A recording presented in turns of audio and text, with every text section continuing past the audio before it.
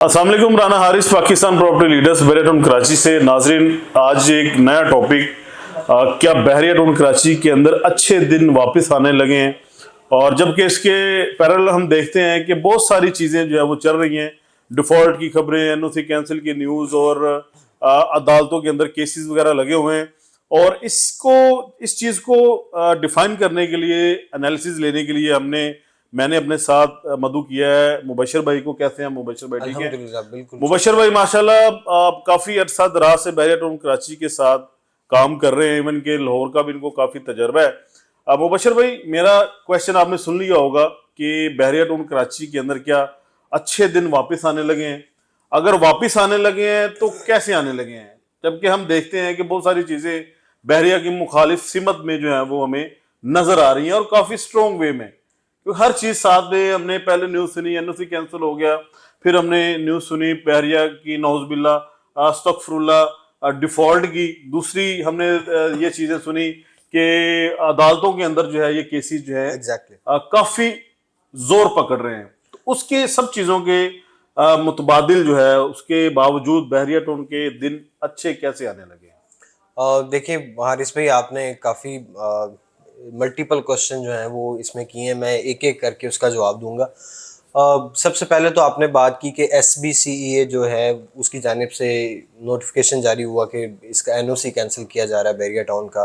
दूसरा आपने क्वेश्चन किया कि सुप्रीम कोर्ट के अंदर जो है वो इस टाइम पे हियरिंग चल रही है, और काफ़ी जो बाहर हमारे सामने चीज़ें आती हैं उसमें पता लगता है कि जो जजेस हैं वो काफ़ी इसको लेके टफ काफी सीरियस हैं, और काफ़ी टफ जो है वो चीज़ें जो उनका मुकालमा है और ये सारी चीज़ें डिबेट सामने आती है, तो वो जब पढ़ी जाती है तो लगता है कि कोई चीज़ें बहुत डिफरेंट होने जा रही हैं। लेकिन इसी के साथ आपका जो एक अलग से क्वेश्चन था कि जो रूमर्स क्रिएट हो जाते हैं मार्केट के अंदर, बेचैनी का सा आलम हो जाता है, मार्केट डाउन भी है, और जो लोग रहने वाले हैं वो इस टाइम पे क्या सोचते हैं, क्या है मामलात, और एक नई लहर जो आने वाली है उसको किस तरह से फेस किया जा सकता है, या क्या वो आने वाली नई लहर है।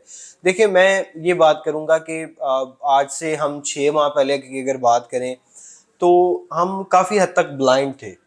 हमें को क्लैरिटी नज़र नहीं आ रही थी कि इलेक्शंस कब होंगे, ये गवर्नमेंट जो केयर टेकर गवर्नमेंट है ये कहाँ पे जा रही है, किस तरीके से जो मामलात को लेके चलेगी, या इसको तवील लेके चला जाएगा, या नई गवर्नमेंट जो है वो कैसे आएगी, कब बनेगी, ये सारी चीज़ों में हम बहुत ज़्यादा अब ब्लाइंड थे। अब चूंकि एक डेट अनाउंस हो चुकी है इलेक्शंस की, फिर उसके बाद सुप्रीम कोर्ट का केस लग जाना, और सुप्रीम कोर्ट के केस लग जाने के दौरान ही मलिक रियाज साहब की तरफ से ये वाला वॉइस नोट आ जाना कि हम ये सारी चीज़ें आज से पहले भी फेस करते आए हैं, और ये जो रूमर्स मार्केट में क्रिएट हो गए थे कि बहरिया शायद डिफ़ॉल्ट हो चुका हुआ है, तो इस पे मलिक साहब ने ये बात खुद सामने आके वॉइस नोट में जावेद चौधरी साहब को ये शेयर किया, वॉइस नोट के बताया कि ऐसी कोई खबर नहीं है, ऐसी कोई बात नहीं है कि हम ये हमारा जो बहरिया टाउन है, ये हमारा जो है ना जान माल है, ये सारा कुछ है हमारा, ये हमारी सारी ज़िंदगी की मेहनत है। मुबशर भाई, आपकी बात को काट रहा हूँ। इसमें कोई शक नहीं है कि जब से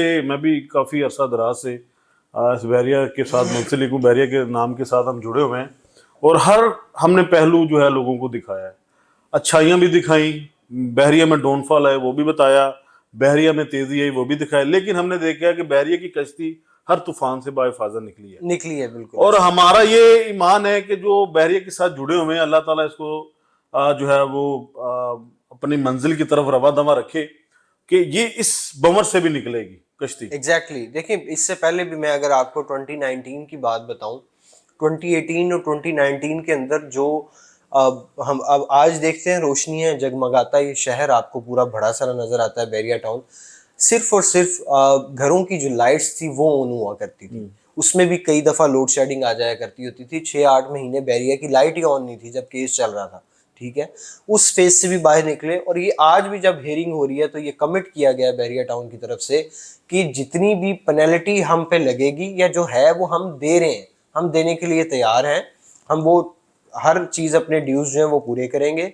लिहाजा हमें रिलीफ दिया जाए, जो लोग हमारे यहाँ पे 32 ABCD वाले, 33 ABCD वाले और ये सारे जो जिस तरह उन्होंने बताया कि 16,800 एकड़ जो है सुप्रीम कोर्ट ने एमडीए को ये हुक्म जारी किया था कि ये टेरिटरी आपने बैरिया टाउन को देनी है, जबकि बैरिया टाउन को जो जगह मिली है वो 11,000 कुछ एकड़ जो है वो जमीन मिली है।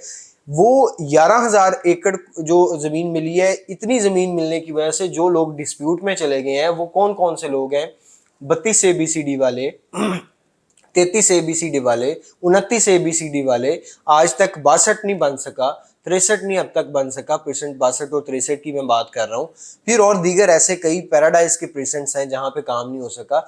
ये इसी वजह से नहीं हो सका कि वो जो पूरी लैंड एमडीए ने देनी थी वो पूरी लैंड नहीं दी थी बैरिया टाउन को। उसकी एक अपील दायर की गई थी कि हमें एक तो प्रॉपर दोबारा, सुप्रीम कोर्ट ने भी फिर कहा कि आप दोबारा रीएलोकेशन करें इसकी, वहाँ पे जो मुतलका नुमाइंदे हैं, अमला है, वो यहाँ पे आके दोबारा से इसकी टेरिटरी डिफाइन करेगा। और फिर मेरा ख्याल है हम जिन चीज़ों को देख रहे हैं, मैं ये कहता हूँ कि जो 61-62 वाले हैं, 63 वाले हैं, ये भी खुश हो जाएं। फिर उसके बाद ये जितने भी डिस्प्यूट टेरिटरी में गए थे ये लोग भी खुश हो जाएं। इनको बड़े आराम से इनके प्लॉट्स जो हैं विद इन अ वीक्स इनको मिलते चले जाएंगे, ऑन ग्राउंड मिलेंगे। जी बिल्कुल। अब चूंकि एक फेज शुरू हो चुका है खुशखबरियां सुनाने वाला, तो मैं अब इससे आगे आपको खुशखबरियां सुनाता चला जाता हूँ। सर, जनवरी 2024 1 जनवरी को मलीर एक्सप्रेस वे जो है उसे ऑपरेशनल किया जा रहा है। बिल्कुल। और कहाँ से ऑपरेशनल किया जा रहा है? काथोड़ के पास से जो इसका एंट्रेंस जो बनती है M9 की, तो यहाँ से जो है इसको ऑपरेशनल किया जाएगा। और इसके सराउंडिंग में जो टेरिटरी है वो ज़ाहिर बात है वो लोग भी मुस्तफ़ीद होंगे, बैरिया टाउन के रेजिडेंट्स भी मुस्तफ़ीद होंगे, DHA सिटी वाले भी, BTK 2 है, ये सारी जितनी भी दीगर सोसाइटीज़ हैं, इनके लोगों के लिए कराची की तरफ जो रुख करते हैं, वहाँ की तरफ सुबह आना जाना, शाम को आना जाना होता है, वो एक सफ़र जो है वो मुख्तसर वक्त में ये मुकम्मल कर सकें। और इसके बाद जिस तरह आपने बात की कि अच्छे दिन आने वाले हैं, तो उसकी एक नवीद और में आपको मैं सुनाता जाऊं कि लीज़ जो है वो एक्सपेक्टेड है कि 1% से 20% तक की लीज़ जो है वो कमिंग डेज के अंदर, कमिंग मंथ्स के अंदर ये लोगों को मिल जाएगी। मुबश्शिर, ये बात मैंने भी सुनी है और बहुत सारे लोगों से सुनी, और ये ऑथेंटिक सोर्स, ऑथेंटिक जो है वो जराए से ये चीजें सामने आ रही हैं कि बहरिया में जो है वो 1 to 20% जो है वो लीज होने जा रहे हैं। तो ये अगर तो ये सच है, मैं अगर ये बात करता हूँ, हम इसको नहीं कहते कि ये सच है, चलो अगर ये सच है तो फिर मेरा ख्याल है कि ये यहाँ के जितने रेजिडेंट हैं वो एक तो सिक्योर भी हो गए बिल्कुल से, और बहुत सारे शको-शुबात से वो निकल जाएंगे, एक मखसूस एरिया निकल जाएगा। फिर उनके लिए रेट्स और ये सारी चीजें खुद मार्केट डिफाइन कर लेती है। ठीक है जी। इसी तरह मेन जन एवेन्यू है, इसकी जो अहमियत है ये भी सामने निकल के आ जाएगी। अब भी है, अब भी कोई भी चीज निकलती है, प्रोडक्ट लॉन्च होती है, मेन जन एवेन्यू जो कि थीम पार्क तक की टेरिटरी है, मेन एंट्रेंस से, यहाँ पे मेरा नहीं ख्याल 1.5-2 माह के अंदर तक कोई यहाँ पे कोई प्रोडक्ट रहती है, सब बिक जाता है। हाँ, तो हाँ बिक। यहाँ पे प्लॉट था 16 करोड़ रुपए का, आज 50 करोड़ रुपए का प्लॉट मिलता है यहाँ पे। कमर्शियल मार्केट डाउन है तब भी यही रेट्स हैं, क्योंकि जो असल चीज है वो वाकई में वो यहाँ पे इन पैसों में मिलती है। फिर उसके बाद स्टेडियम की बात आ जाती है गुड न्यूज़ में, जिस तरह मैं बता रहा था, स्टेडियम 2025 के अंदर जो यहाँ पे मैचेस होने हैं, जो PSL 10 सेशन जो इसका चलना है, ये सारे यहाँ पे मैचेस, और ये क्योंकि इसकी स्पीड हमने ये देखी है कि जो स्टेडियम का काम है वो बहुत तेजी के साथ जा रहा है। तो ये सारी टेरिटरी जहाँ पे डेवलपमेंट हो चुकी हुई है, ये किसी भी तरह से डिमोलिश नहीं होने लगा। इसमें बहुत ज़्यादा हज़ारों लाखों लोगों का स्टेक है, मलिक रियाज साहब का स्टेक है, उनकी सारी ज़िंदगी की मेहनत है, वो कभी भी इसको किसी के हाथ में नहीं थमाएंगे, जाने नहीं देंगे। इसके लिए हर तरह से इसके पीछे मेहनत करेंगे। और मैं ये समझता हूँ कि उन लोगों का, जिन लोगों की यहाँ पे इन्वेस्टमेंट है, उन्हें बिल्कुल बेफिक्र हो जाना चाहिए।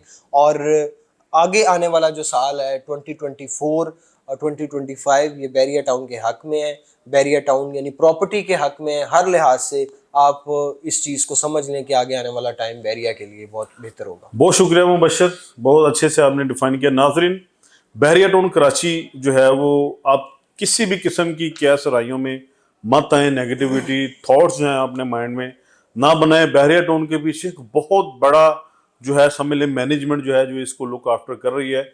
और यहाँ पे जैसे मुबश्शिर ने बोला, एक इंसान का नहीं, हज़ारों लाखों लोगों का स्टेक जो है वो दांव पे लगा हुआ है। और हर चीज़ को मद्देनजर रख के, हर चीज़ को सोच विचार के साथ लोगों ने यहाँ पे लगाया हुआ है, और अल्लाह के हुक्म से ये जो चीज़ें हैं आपको आने वाले दिनों के अंदर पॉजिटिव वे में जाती हुई नजर आएंगी। बहुत शुक्रिया मुबशर भाई। नाज़रीन, इसी बात से हमें इजाज़त दीजिएगा। अपना बहुत सारा ख्याल रखिएगा। फर्दर डिटेल के लिए, इंफॉर्मेशन के लिए हमारे नीचे नंबर मेंशन होंगे। अल्लाह हाफिज़।